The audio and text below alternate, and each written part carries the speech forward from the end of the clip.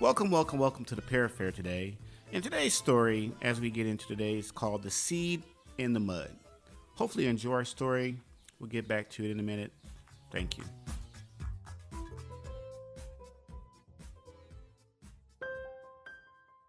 The Seed in the Mud, an inspirational short story. Once upon a time, there was a seed buried in the mud. It was in dark blackness. It was cold and wet. It shivered. It was just plain no fun. It was icky. It was dirty. It was muddy. It was stuck in the mud. How it got there is a little 3-sentence story. One nice, breezy fall day, it had fallen on the ground. Then it rained a little, and a deer came along and stepped on it and pushed it deep in the mud. Life just wasn't fair. It was all alone. And if it had fallen like the other seeds in the grass or on the log over there, or at least not been stepped on. But what the little seed did not see was the mouse that ate the seed in the grass, and the bird that ate the seed in the log, and the chipmunk that gathered the seeds on the ground to store and eat all winter long. It couldn't see this because it was stuck in the mud. It didn't know how lucky it was.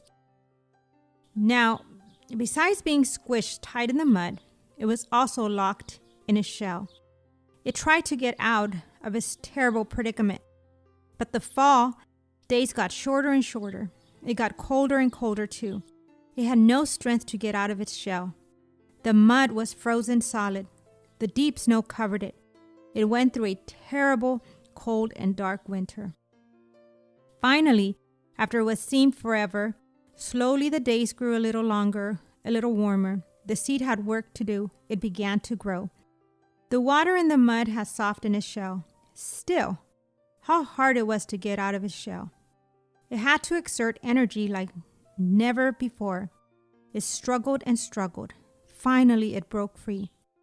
Then it used more energy to go not up, but down, struggling to send a tiny little root through the compacted mud. That terrible achy place.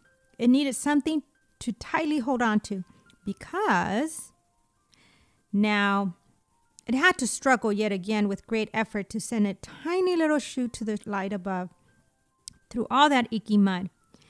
Finally, it was free. It reached the warm sunlight. You would think its troubles were over. Not so fast.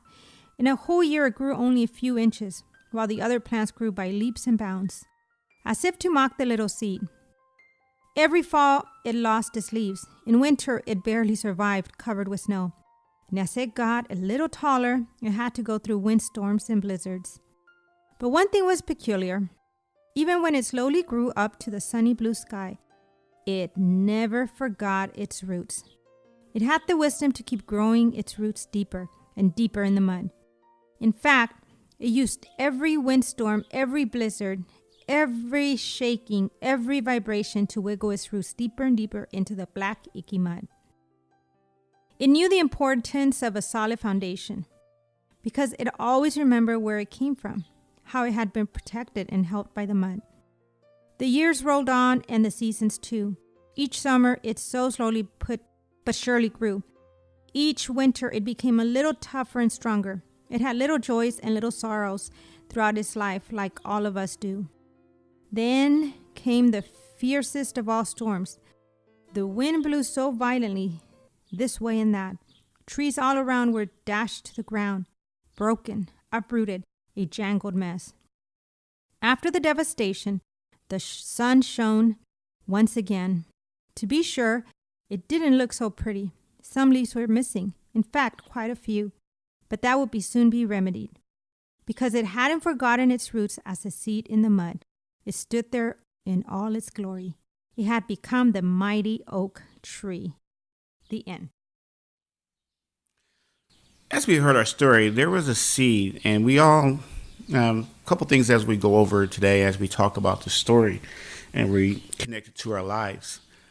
We're much like the seed. A lot of times, as I agreed to a lot of things they said, we're like the seed in many ways. We're planted. Each one of us are planted in certain parts of the world, and we're gonna get, it's It's all about keep moving forward, keep going up. Keep going up forward, keep going up, no matter where you are in this part of the world. As I look at I get a chance to look at who's looking at the podcast, who in what part of the country or part of the world. And it's very interesting that there's so many people who are watching the podcast, not just where I am based in the United States, but based all over the world. And we all have that same common problem is we're trying to accomplish something. We're trying to get ourselves better.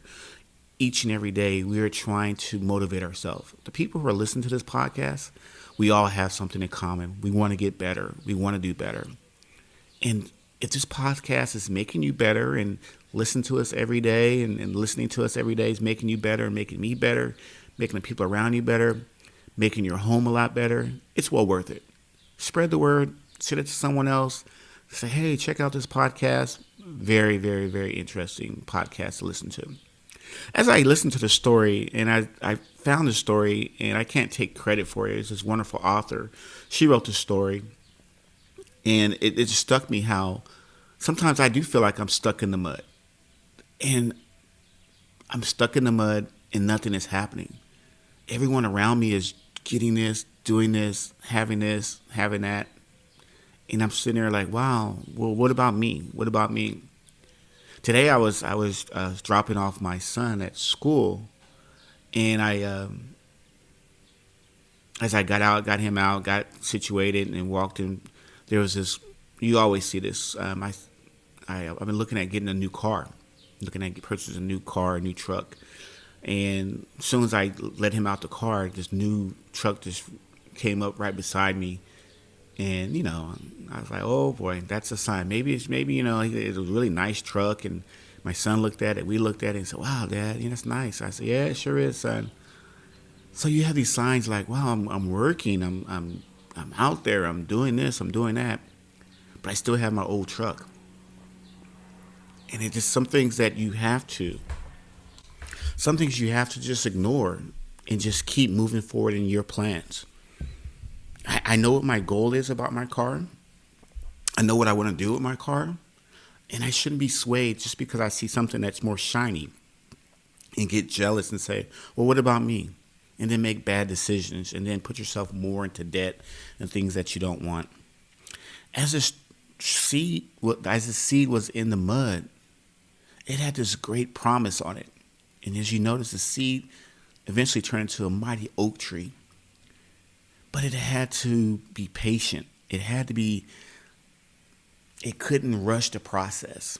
As we are making ourselves better and better each day, that's the problem that I see with a lot of things that I'm doing. I'm trying to rush the process. Instead of just taking little steps after little steps, I want to go from step number 2, maybe to step number 7. And I told myself, I said, it's okay. Because we all want to be on top of the hill. We all want to be on, the best ever. But sometimes you have to take step 2, step 3, and sometimes the steps don't happen as fast as you want them to happen. But you have to trust yourself that whatever you're doing, whatever you're trying to go after at this time and point in time in your life, it's going to happen. But you got to stay patient. You got to stay after it, and you got to stay patient with it. Because I notice a lot of times we get so close, and we talked about this before. We get so close, but we give up. We give up. We have all these great things waiting for us at the finish line, but we give up because we don't think that it's worth it. And the baddest thing about it is I see so many people that have so much potential. And I see so much potential in myself and my family. And I get kind of disgusted at myself, not at the people around me, that they gave up so soon. They gave up so soon. And I'm working on this project. I'm always working on something.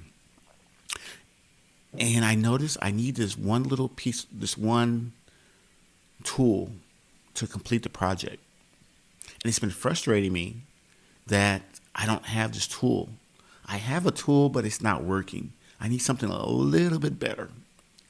So I told myself, and I see all these people online, they fix it real quick and it's done. And then I get out there and I try it, and it doesn't work for me. I say, hey, what's going on here? So I realized I have to do a little bit more research to figure out what's best for me. And I realized, oh, I need this. So you order it. And the bad thing about it, I wanted the part now. I wanted the part now. I don't want to wait.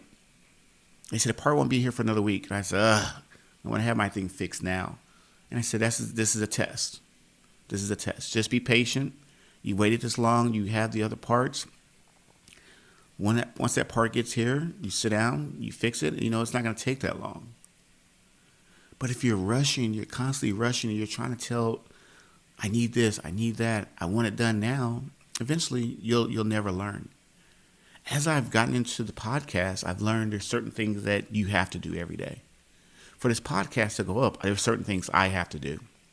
There's certain things I'm adding each day to make it better and better. But when I first started, I had no idea what to do and how to get it together. But I had to learn the format. Now that I have a format, yesterday as I put the last one together, I told myself, wow, that one didn't take 4 or 5 hours to put together. It took you an hour. I said, you're getting pretty good at this. But you got to keep encouraging yourself. Another thing I noticed about that story, it was always that constant, there was always that man or person against nature, against himself. And we have those internal battles. You're going to have the internal battles where you see other people doing stuff. You see other people growing faster than you. But you have to stick with works best for you. And like I said, about setting goals, if you get to that goal 6 months from now and you're 3/4 there, you may not have gotten there, but at least you're 3/4 there, better than you were if you didn't try at all. And that's one thing I notice about some people. They talk and tell me what they're going to do and do all this other stuff, but they never do it. And then when you start doing it, they start talking to you about, well, what makes you think that you can do it? I couldn't do it. So what makes you think you can do it? So you're going to have those people where you're going to have person versus person is going to tell you, try to convince you that it's not the best thing for you. And I say this a lot to myself. When you're out there, and I notice about the seed in the mud, you have to have that hearing where you don't hear things. You have to understand that there's certain things that you can't hear. There's certain things in your life you have to ignore and just keep building. I notice there's some people that when they're building buildings, and there was just 2 guys up there building buildings, and you have to be excited. One guy thought it was just brick after brick. The other guy said, oh, we're building this architectural masterpiece for the city. He was excited about coming to work every day. He was excited about growing the building every day. He was excited about certain problems that came his way. But a lot of times we see problems, we look at them as setbacks instead of looking at them as a springboard that's going to spring us forward. Because that's all it is. A setback is going to, just like a slingshot, it's going to sling you in the right direction. Now, sometimes with that slingshot, you may not go as far as you think you are, but as long as you keep pulling that rubber band back and forth, you're going to get there. You're going to get there. But you can't give up. You can't give up. And I keep saying this over and over because I tell myself this because we all get to the point where we say, why should I continue? No one notices anyway. If I quit, I'll just be, just like everyone else. Yeah, they're like, oh yeah, you can start stuff, but you can't finish. And I tell myself all the time when I start this podcast, I said, don't start something that you can't finish. And I'm trying to instill this value into my son. And because I've always been taught this from my parents, that if you're going to do something, you're going to do it great. You're not going to just do it and go through the motions.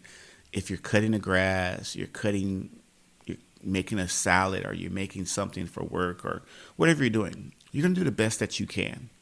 And then as you do the best things that you can, you're going to be cheerful about it.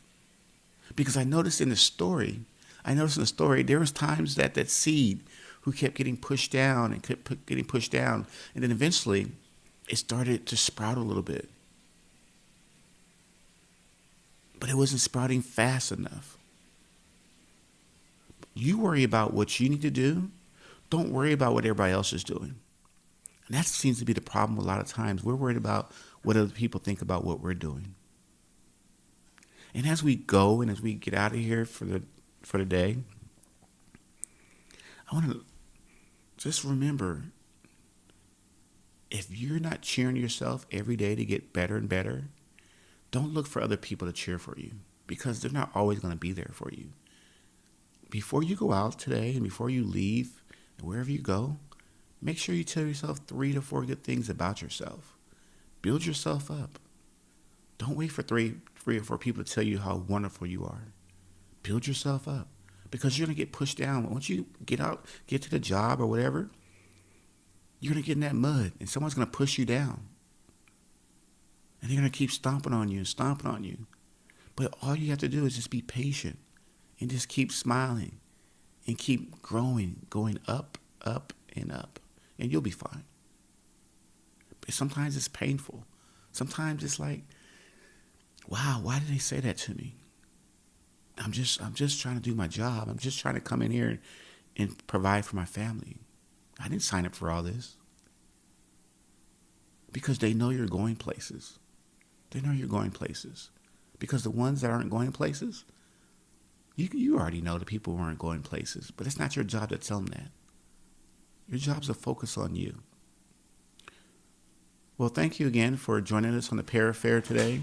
And we want to thank everyone that's coming in and saying all these great things about the podcast, and hopefully that it's making your day and your life a little bit more enriched. And as we continue to get bigger and better, as we continue to put things more online, and it's been quite an experience of learning how to do that. But we're going to stay after it, and we'll learn, and we will see you in the next one. And goodbye.